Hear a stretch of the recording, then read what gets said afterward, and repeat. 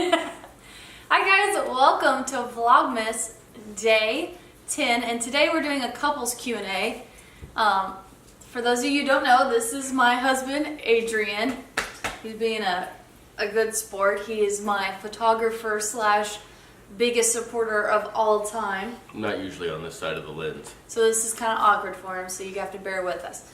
So, we are doing a couples Q&A today, and I've got several questions for us to ask, so we're going to go ahead and get started. So the first one is, where did you grow up? Me? Yes, you.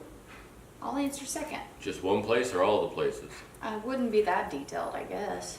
Around the Tulsa area. Okay. Mostly in the rural areas. I grew up.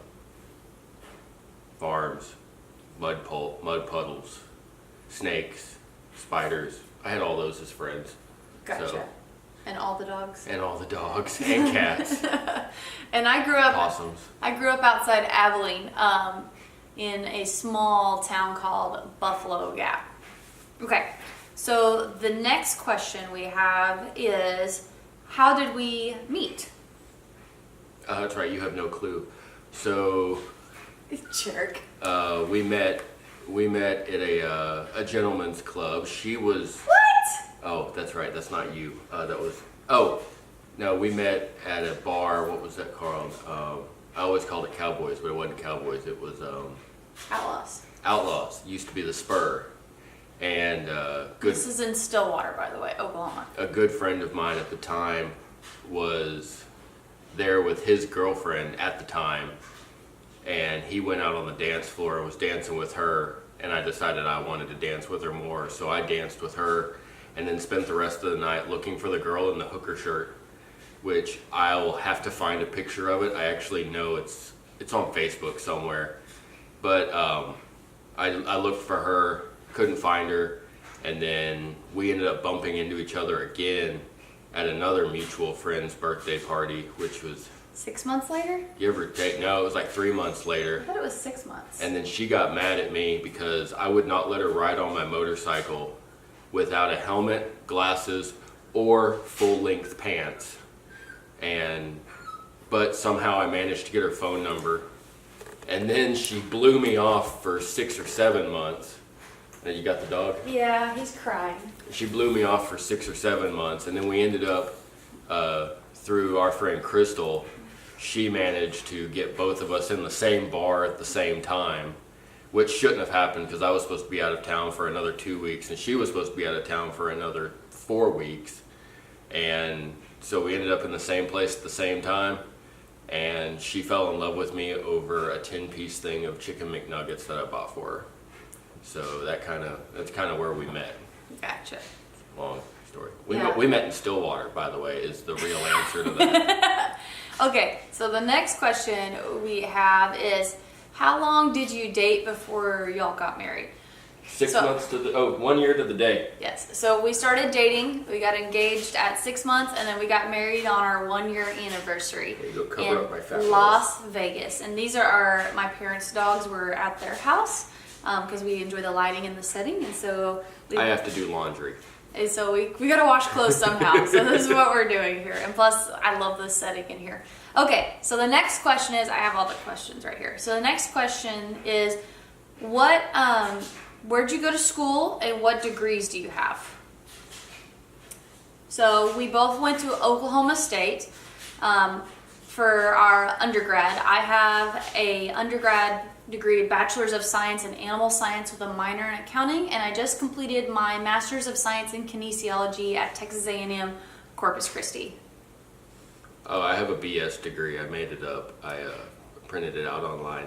Adrian? Okay, fine. I have a bachelor's in You have a Bachelor's of Science? construction management and technology in the engineering side, not the science side. So I am ABET accredited, and I got both. I got both sides, which was heavy civil and commercial. Commercial. So I can't remember the name of it, but there's two sides. You can either study to be build with sticks, or you can study to build flat. So I got both. Not by choice, actually. I I couldn't get FAFSA to pay for 2 classes, so I got them to pay for 4, and by getting those 4, I was able to get a double credit or double major on that. So Double emphasis, you mean? double emphasis, that's it. Yes. Okay. I got educated. Perfect. So he's an engineer for short. Okay. Next question. How do you manage living in a small space? So for those of you who are not aware, we live in our RV full time with our 3 big dogs who are currently napping there. So Do the math on 32 times 8, 256 square feet, but you drop in the bed, so we got about 60 square feet of living space. okay, so how do you think we manage? I think the big thing for us is we have to be mindful of what we bring into our lives. This has caused us really to eliminate a lot of things, and we also have to communicate and be really open with what bothers one of us. Because for me, if things are not put away and clean, it really bothers me, and plus it becomes very apparent in that small space very, very quickly if we don't do that. What about you? Way to manage is downsize. So get rid of everything, and it's really awesome because you figure out what you can live with and what you can't live with. So like the toaster, a regular toaster, that's gone. But what we did get was a toaster oven. So you get it takes longer to make toast in the morning, but you can make chicken, you can make, you can do braised pork or whatever you want to do in it, you can. And it's electric, so you're eliminating your propane costs. So things like that, you have to downsize and figure out how to get something that does what? No, you can't have what I ate. You get to find things that get 2 out of 1, or maybe even 3 out of 1. For me, I would, the shower is the biggest example of that. I have a loofah and 3-in-1 from Crew, literally. Hair, face, body, everything, one tub. I'd say the hardest part though has got to be the bathroom situation, because I've got my straight razor, colognes, hair products, toothbrush, and all of that, and then she has her makeup and her things, and then on top of that you add Band-Aids, Neosporin, Trying to find a home daily for vitamins. all of that is hard, but you really start to figure out what you need, and you really start to eliminate and go, well, I really don't need this, I'm just keeping it just cause. And then you kind of have to rearrange everything every now and then to find something that works, because you think something is working and then it's not. And so I do rearrange things a lot to try to make it more manageable in the long term. And then I forget to tell him, and he doesn't appreciate that. Yeah, because I can't find half the crap I put away in random spots. I'd say that the one big thing that helps is, I guess after you've been in it, it took a couple years, but to finally get rid of the idea that, you see this background right here, everything's in where it's supposed to be. There's beautiful colors, there's a place for the tree, there's stockings and a fireplace. Once you realize that you're in a camper and you're doing this so that you can save money in the long run, and you're able to move where you need to move when you need to move, if you drop the idea that something needs to be fancy or look fancy, it does a lot better. Now don't get us wrong, we like aesthetics too. We do try to make it look good where we can. One of the things is to save space. Over the time, the built-in table that we had just started to fall apart. It wasn't meant to be lived in, so it started to fall apart. So when one of the chairs broke, I brought in a cabinet, which is actually it's like a toolbox for the most part, but it has all these drawers and it's on wheels, so I can pull it out and I can pull Tupperware out of it or spices out of it, and then when I'm done I can push it back into the space.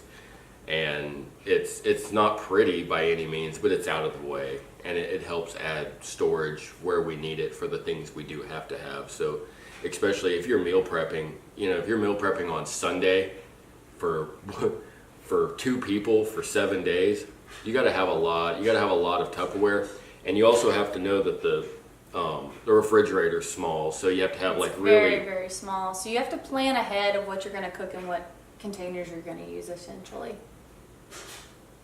I'm going to help occasionally. Come on. So the containers have to be small so that they'll all fit in the refrigerator and you can pull them out. Okay. Next question. I don't want to play anymore. Oh, you're going to play. How do your 3 dogs handle being in the camper? They lay down, they don't lift their head up or they get stepped on. Adrian. No, that's the truth. That is the absolute truth. They lay down and they do not move unless I'm not moving. So, okay. So the dogs actually really like the camper. We were worried when we first moved in there that they really wouldn't like being in that small space, but it actually is really comforting for them because it's like it's almost like their little den essentially for them and for us. They know it's their safe place. They each have a place to lay down in the floor with their dog beds, or they have a spot they can lay in on the couch.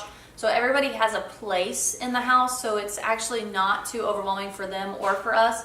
And in a nice way that he is trying to tell you is that they have figured out if they just stay put, they won't accidentally get stepped on or anything of that sort, because it is a small space, so it did take a little while for all of us to adjust being in that really, really small space together. Except for Fairway. Fairway gets under your feet, so you have to walk like they're stingrays in the water. You just shuffle your feet and you just keep on going right through them and you won't step on them. Yeah. Okay, so the next question is, how do you not kill each other in that space? I go to being sleep. so small. I go to sleep. Oh, come on. I think the big thing for me is being communicative and really trying to talk through whatever's going on, because it is so small. So if something is wrong, it's not like you have a place to go hide or be away. You have to really face it and address the issue right there. And also just our personalities are ones that we would much rather figure it out and move on versus sit there and stew on it. No, I'd say restaurant. I use restaurant technique is how I do it. On your left, on your right, coming through the door, on my way, watch out. Hot plate, that's kind of how I deal with it, is just making sure that you don't really get to make a move without saying what you're going to do, because if you try to just buffalo through there, it's not going to do well for anybody, because even the dogs run away when he says some of those things, like in a good way, like they know that they need to get out of the way. Yeah. So we're all kind of trained in that sense. Oh yeah, if you ever want to live in a small space, I'm going to tell you one thing. Well-trained dogs is a must, because if they're all over the place, you're gonna put them up for adoption. Yeah, and move out. And they won't do well in there either, because they need to know what their boundaries and things are. They're just like people. They need to understand what they can and can't do and what their boundaries are, essentially.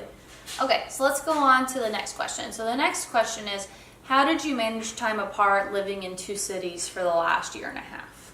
Sleep.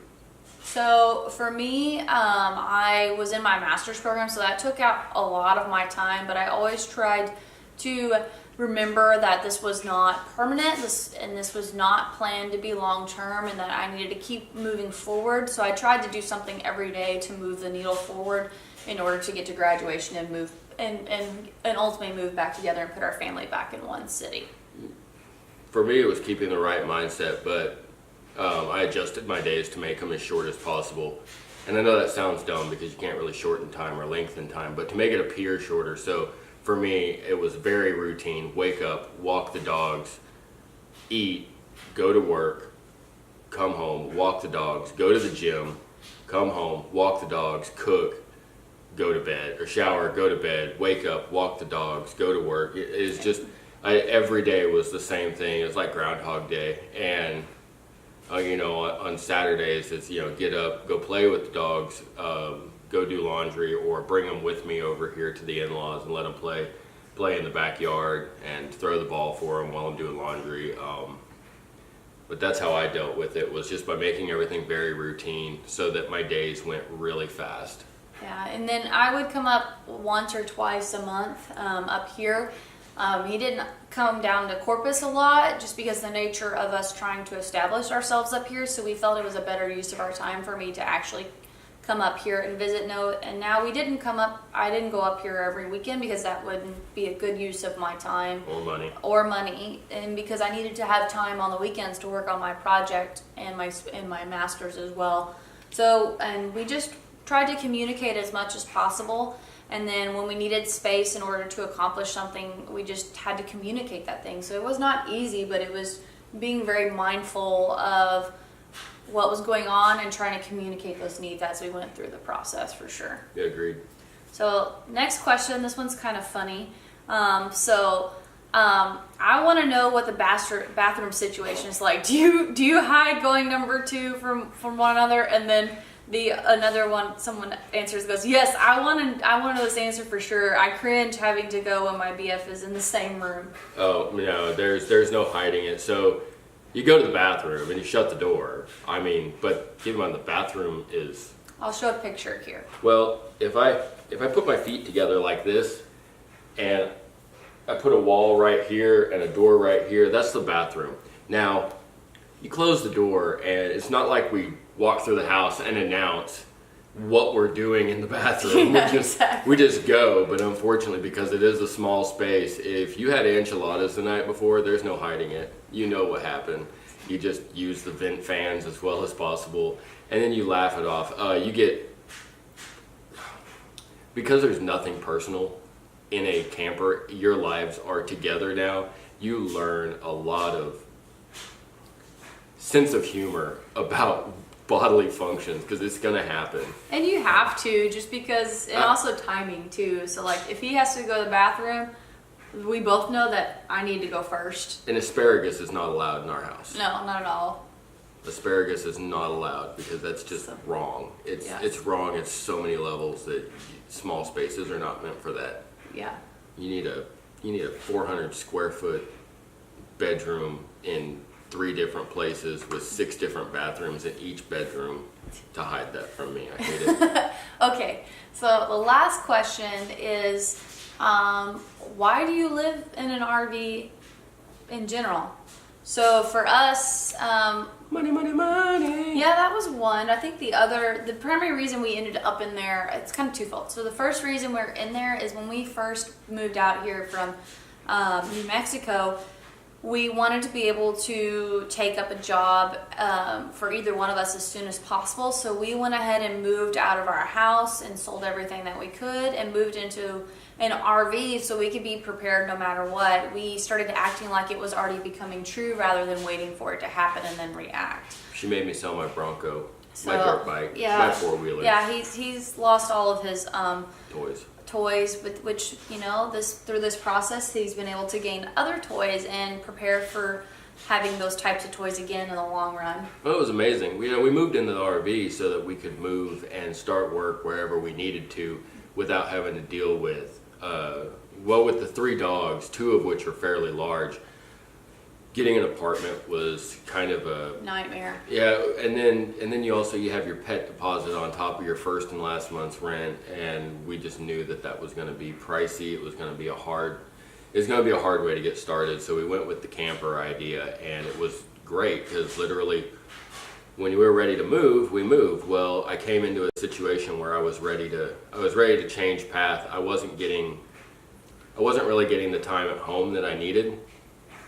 And our lives in Corpus were not what we wanted them to become. It wasn't going the direction long-term. we wanted. So I started my job here in Houston, and I was able to basically, just suck the sides of the camper in, hook up the truck to it, leave, come up here, and have a home.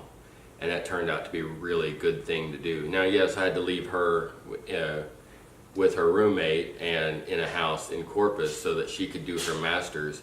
And I probably could have waited, and we could have moved up here a lot later, but I was able to get started and get moving in the direction I want to move. And now because of my new job, I get stupid vacation time that's really awesome and allows for a lot more at-home time with my dogs at the moment, but with her from time to time. Yeah, and now I'll be there, and so we'll have more time. So we weren't afraid to take steps in order to create the life that we wanted because we knew what was important to us. And if it meant for us to be uncomfortable through the process in order to make it happen, we realized that was our best choice. And also, we really enjoy the small space living most days. There are times you and I both agree that it'd be nice to have a backyard. That's really it. Other than I think we'd be just fine. But we love the cost of living. The cost of living is very low for us, and also it's our space, so we can do whatever we want within our RV. We can paint it, we can remodel it, we can change things up. We don't have to ask for permission. If we have a dog that has to chew something, we don't have to worry about them chewing on anything. Or lick something. Yeah, so it's worked out tenfold for us in the long term. So, but I've really enjoyed it. But I think that's going to end this Q&A. If you guys have any more questions you want us to answer, or if you want to us to have another Q&A, please put those questions in the comments below, and we'll be happy to film those for you guys and answer more. And we might have some more humorous ones for sure, because we definitely have our own ways of laughing and giggling. And we're going to take care of these guys, and we will see you in the next video. Bye. Wait. What? You got to push me. It's the first time on here. Follow me at Adrian Davidson Photography, or you can find my work at hashtag Adrian Davidson Photography on Instagram. Yeah. Only Instagram, because I'm not very good at the social media stuff. So Twitter, Facebook, Instagram, it's on my phone. So yeah, follow me there. So I'll put all of his links in the description box below. He does do all of my photography and a great portion of my videography for me as well. And he's also the one that's done my regular YouTube channel intro. So I'll put all of his links below if you want to connect with him. Mine are always in the description as well. We love you guys, and we'll see you guys in the next video. Bye. Later. No, it's not on that. Oh, no, you have to get up and go to it. I have to get up and go to it? You have to get up and go to it. Wow.